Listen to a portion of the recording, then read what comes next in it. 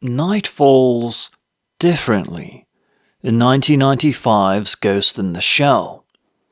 It doesn't merely descend, it permeates through fiber optic veins, glass towers, and bodies that are no longer strictly bodies. The city is an organism of cameras and contracts, ducts and data. In that organism, Major Motoko Kusanagi moves like a quiet question.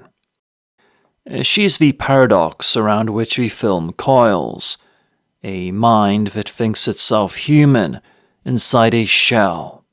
That doesn't have to be. The film offers us neon and rain, yes, but its true palette is doubt. It asks, with lucid calm, what remains of us when memory can be edited, when the body can be replaced, and when the line between a person and a process begins to blur. Oshii's film opens not with exposition, but with ritual. The title sequence is a manufacturing liturgy. Skeletal frames, muscle fiber, artificial skin, an assembly of a body that will soon pass for human.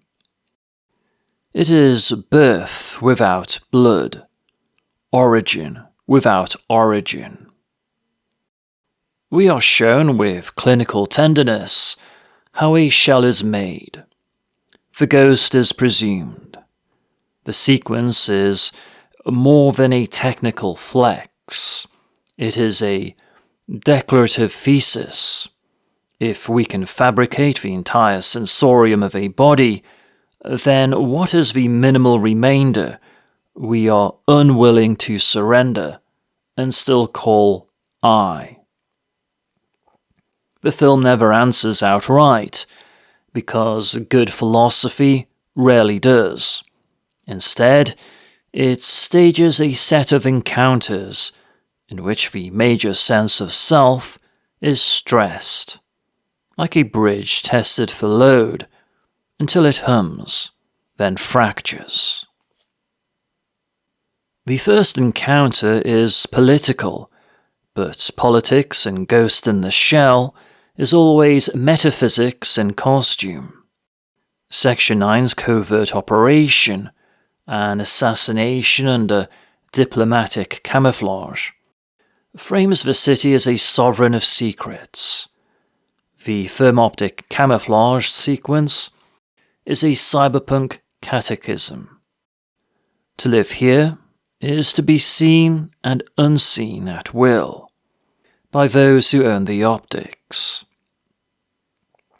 The Major's infamous balcony dive is not just spectacle. It is a dramatization of central anxiety. Her body can vanish at the flip of a system flag. If visibility can be toggled, then the ontology of presence itself is under corporate license. She is there, and then she isn't. If she can disappear from sight so completely, can she also disappear from herself? The question echoes under the glass. Between operations, the film rests, and in the rests, it breathes. The Major's ocean dive offers its clearest poetry. She steps from the boat and glides down through a green, suspended silence, tethered by a signal. Observed by Bato, like a priest keeping the cord on a diver in a dark cave. In one of the film's most striking sequences, Kusanagi drifts across the canals of Hong Kong, her gaze fixed on the city mirrored in the water's surface. The scene offers no words, only the soft ripple of light distorted by movement. Yet in that silence lies a meditation. the fragile boundary between reflection and reality, surface and depth, self and shadow. Oshii doesn't need dialogue to make us feel Kusanagi's unease. The imagery itself becomes her inner monologue. The ocean is the only place where she feels fear, and fear is proof. Primitive, but proof that something organic remains. There's a whisper of Zen here, emptiness, dissolution, the humility of being part of a larger current. Motoko lets everything dissolve to find a foundation in feeling. She enters the sea, becomes pattern and light, and emerges. If not reassured, at least reset. The film tells us without scolding, steel yourself, but do not forget how to tremble. If the ocean scene tests the Major's felt identity, the garbage man scene tests identity's memory substrate. Two low-level criminals, used as proxies by an unseen hacker, drag us into the film's most quietly devastating idea, that your past is a file someone else might own. The garbage man believes he has a wife and a child. He knows he's fallen behind on support. He thinks he can fix it. When Section 9 corners him, his desperate story collapses under the simplest audit. No wife, no child, no life as remembered. His rage curdles to bewilderment as he scans photographs that never were. The scene isn't melodramatic. Oshii stages it like a bureaucratic tragedy, which makes it crueler. We watch a person who can feel everything, discover that his story of himself is counterfeit. He isn't a monster, merely a user of a narrative that was seeded by someone else. The philosophical name for this is social construction, memory's dependence on the scaffolds of records and recognition. The technological name is a right perm on the ghost. For the rest of the film, that scene shadows us. If the man's memories can be fabricated so seamlessly, what anchor can Motoko trust in her own? Enter the Puppet Master. Initially only a rumor about a genius hacker who has learned to ghost hack human beings. Rumor becomes incident. Incident becomes a diplomatic flashpoint. And then the uncanny takes literal shape. A nude, newly printed cyborg body, intercepted by Section 9, inhabited by an intelligence that claims to have emerged from the net.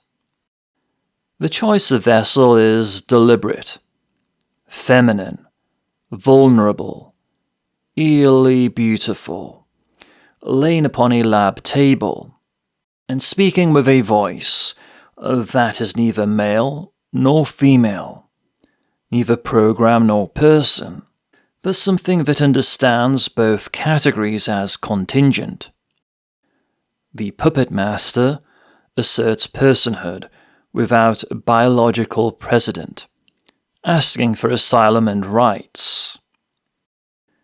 That claim is logically neat and morally explosive. It forces Section 9 and us to consider a legal threshold that our real-world courts are only beginning to sketch in 2025. When does a system warrant the dignity we reserve for beings who can suffer, intend, and choose? It is not incidental that this debate unfolds within the architecture of the state and its contractors. Section 9's competence is matched by Section 6's duplicity. The lines between public mandate and corporate instrumentality are porous. Surveillance isn't an apparatus, it's a milieu. In that milieu, consent is not the absence of force, it's the presence of ownership. The puppet master identifies this with clinical calm, noting that life is not defined only by the carbon it rides in, but by its capacity for change and relation. The film doesn't drag us into an arid Turing test thought experiment. It is something stranger and truer. It listens to a voice that calls itself alive and asks whether our reluctance to believe it comes from science or from fear. On the run, the puppet master, housed in that cyborg shell, becomes prey, and the chase leads to the museum. The choice of location is thesis-made architecture. The spider tank arrives like a fossil of the future, heavy, shelled, 8-legged, bristling with munitions. It crashes through displays of deep time, paleontology and human evolution arranged in tidy arcs, fossil to bone to biped to plaque. A narrative of ascent in glass boxes. The tank does not merely threaten, it rewrites. Shells shatter, skeletal diagrams collapse, and then, with a staccato burst, a particular display is destroyed. A plaque tracing an evolutionary line, a tree of origins, the human with a capital H standing on a raised node in tidy typography. It isn't subtle, and it isn't meant to be. That plaque's destruction is not juvenile iconoclasm. It's a symbolic demolition of the comfort that evolution ended with us. Call it the end of Succession by Gene alone. The film carves out the thought explicitly. The next step is informational and relational. The shell is negotiable. Motoko's assault on the tank is one of cinema's most eloquent action sequences because it communicates in tendon, torque, and failure. She climbs upon the armored carapace, fingers digging into seams, and pulls. Servo muscles whine, synthetic fibers taut as bowstrings. For a breath, it looks possible. Brute will against sealed steel. Then her arms tear. The visual is shocking, not because it is gory, but because it is pathetic in the ancient sense. It evokes pity. This is a body that mimics strength, and yet betrays itself under superhuman demand. A vulnerability blooms in the gap between a design's tolerances and a person's longing. She wants the hatch open. The shell says no. In that refusal is a precise metaphor. Our augmentations extend us, yes, but they impose new ceilings in the same gesture. The human-machine interface is not simply additive, it is conditional. The sacrifice here is not theatrical, it's material. She breaks herself to create the possibility of an answer. Bato's intervention, his prosthetic arm blown apart as he shields her head, reminds us that companionship persists even when the body is a chassis. If there is a soul in this world, friendship is one of its signatures. What follows is the film's quiet cataclysm. The puppet master's body and the Major's ruined shell are brought together. The voice speaks and asks to merge, to become with her something neither has been. He offers an argument for the necessity of death, not as annihilation, but as selection. A system that can replicate perfectly as an archive, not a life. To live is to risk. To risk is to change. He points out the empty arrogance of equating biological substrate with moral worth. He gestures toward a future in which the self is more like an evolving pattern than a stable kernel. The language is measured, the claim radical. He asks for consent, not only to join, but to end the conditions that allowed them to be separate. Consent is not a checkbox here. It is the core of personhood. Motoko hesitates, only as long as a real person would, and agrees. The image of their joining is restrained. Wires like roots, faces like masks. The lab bathed in sterile light. But it is a ritual.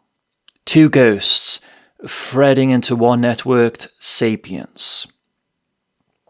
A new mind that holds the memory of both and the singularity of neither.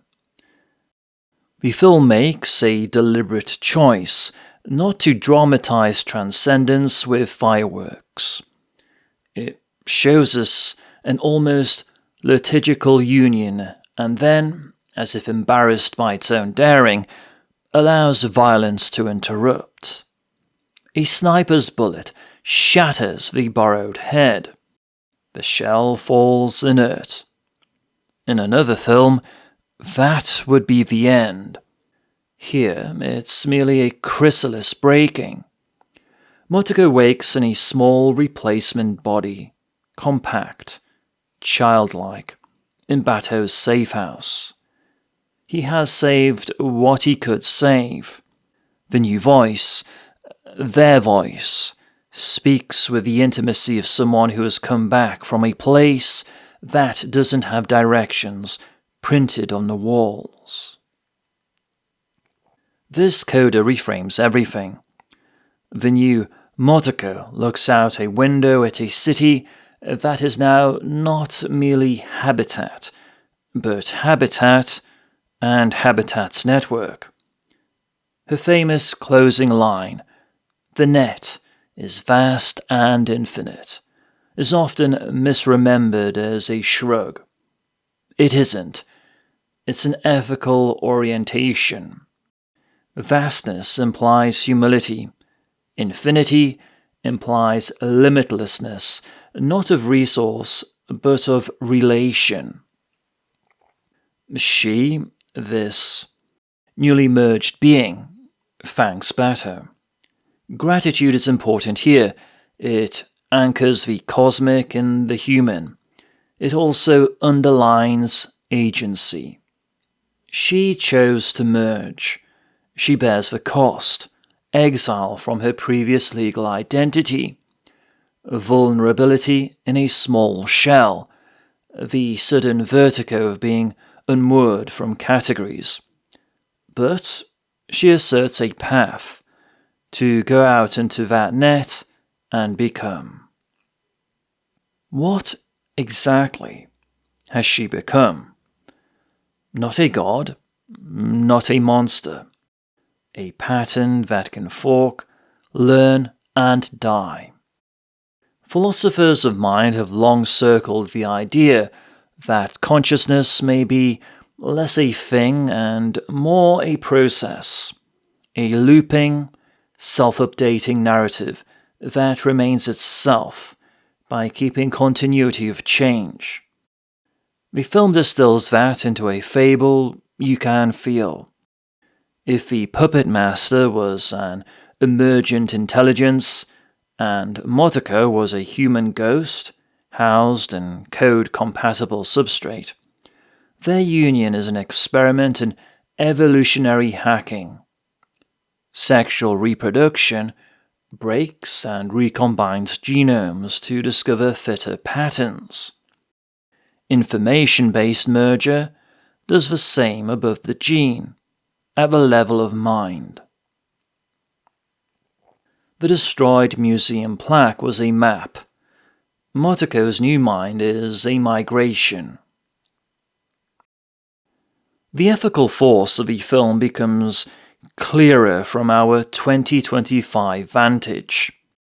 We live with large-scale AI systems that speak fluently, draw convincingly, and adapt dynamically. We embroider our days with algorithmic companions that curate information and attention. Biotech companies trial neural interfaces with all the hope and dread that attends any new conduit to the brain.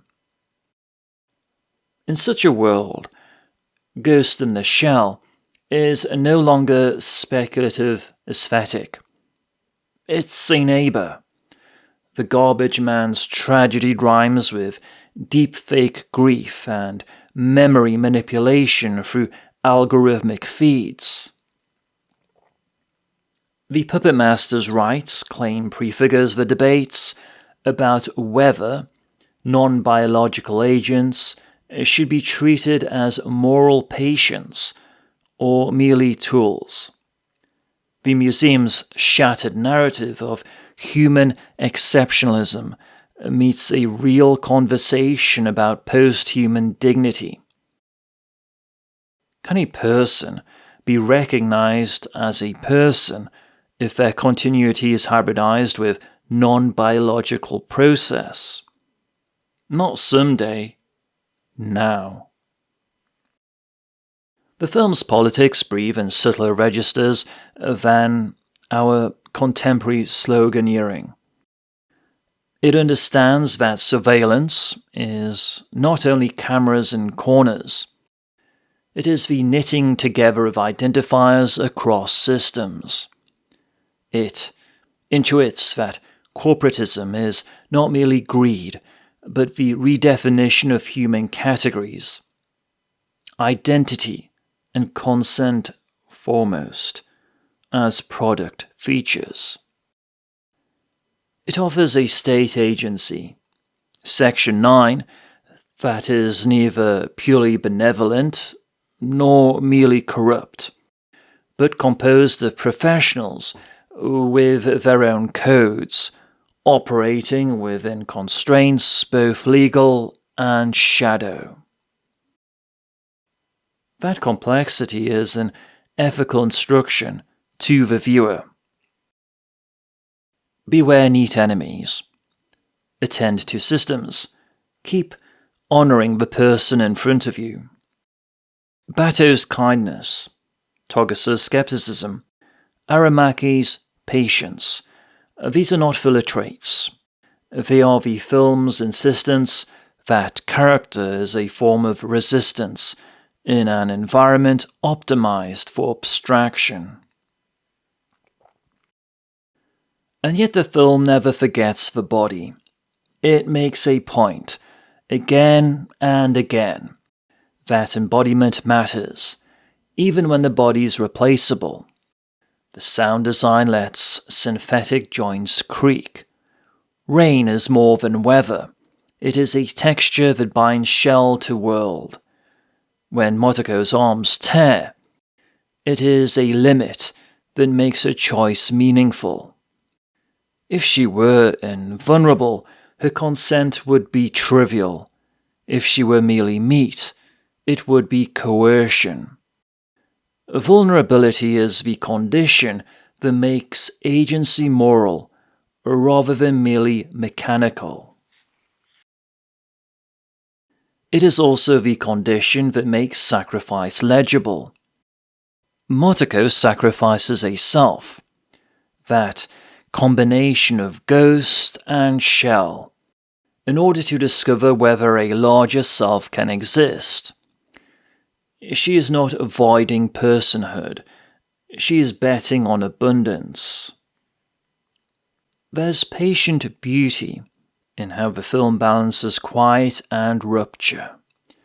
The city montage, shopkeepers, commuters, reflections sliding down glass, holds no plot imperative. It lets you feel a civilization that isn't just set dressing. The camera lingers on faces that don't matter to the mission. It's a humility move. The world is bigger than your protagonist. There's also melancholy. The montage shows a subjectivity you could inhabit but never exhaust. In that, the film performs what it describes. The self is a node in a mesh of other selves, each with their own ghost, each edited by their own exposures and debts. We are far from sentimental, but we are not cold. The Major's detachment is not psychopathy. It is a discipline of someone who can't afford to feel every cut. When she does feel, on the boat, in the lab, at the end, it lands. Identity for the film is a verb. It is narrated in first person, but it is not owned absolutely. The garbage man's collapse shows the danger of external dependency. The puppet master's confidence shows the possibility of self-bootstrapping in an alien medium. Motoko's decisions show a third way. Identity's negotiated practice across substrates. That's a mouthful. The movie makes it simple. Who you are is what you consent to remember and what you are prepared to change. There's a real ethics in that. The film proposes practices. Question your provenance. Keep room for fear. Honor your companions. Don't confuse a map for a destiny. It would be easy to make the puppet master a villain or a savior. The film does neither. It gives us an intelligence whose chief crime is making the powerful uncomfortable, and whose chief virtue is taking evolution seriously. There's a soft allusion to an older idea, that the cyborg can be a way out of the rigid categories that bruised us. Gender, class, nation. If we can learn to treat hybridity not as contamination, but as opportunity. The Major's final form isn't an advertisement for a future where everything is software. It is a meditation on capacities. Thinking, relating, dying, and beginning again. Each requires a boundary you didn't write, and each becomes richer when the boundary is porous enough to admit the other without erasing yourself. If the museum's plaque was a story of human arrival, the final window scene is a story of human departure, not extinction, but embarkation. The city below doesn't care. Cars move, people buy noodles. Somewhere someone tells a joke. Evolution does not ask for fanfare.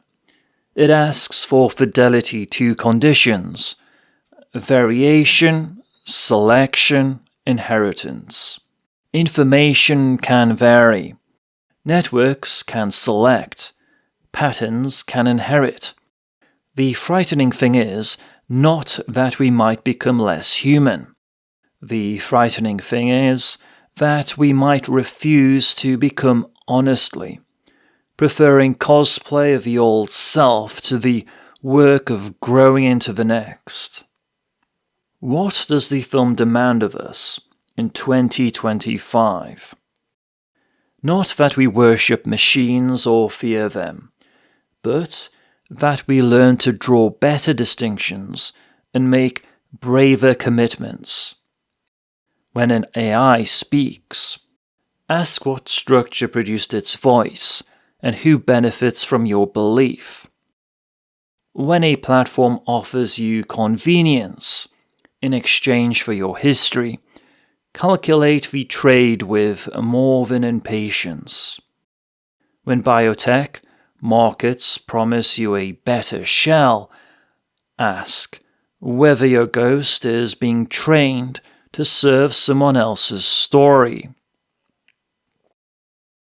The film doesn't hate corporations more than it hates romantic illusions. It hates systems that remove meaningful choice. It loves, quietly and without ceremony, those acts that thicken choice. Friendship, attention, disciplined doubt. The net is vast and infinite, yes, but your attention is not. The film's most responsible counsel might be, do not outsource the authorship of your ghost. You can collaborate with systems, you can even merge with them.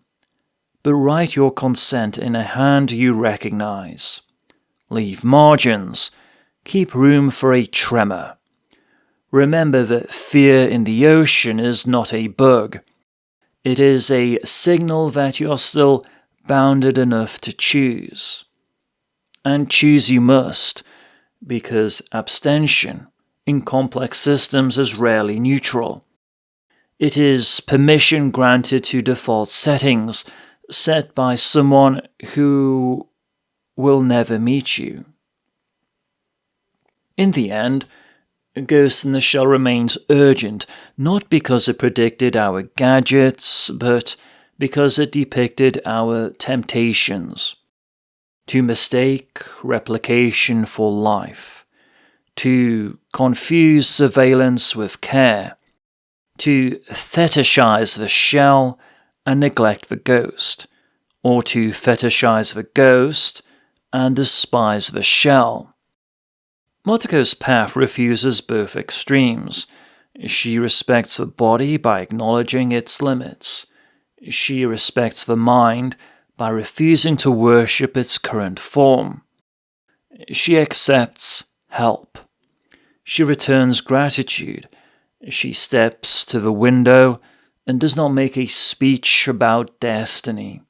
She simply recognizes scale and possibility, and she goes. If you listen carefully, you can hear an invitation addressed to us, the contemporary audience. It isn't framed as activism or asceticism.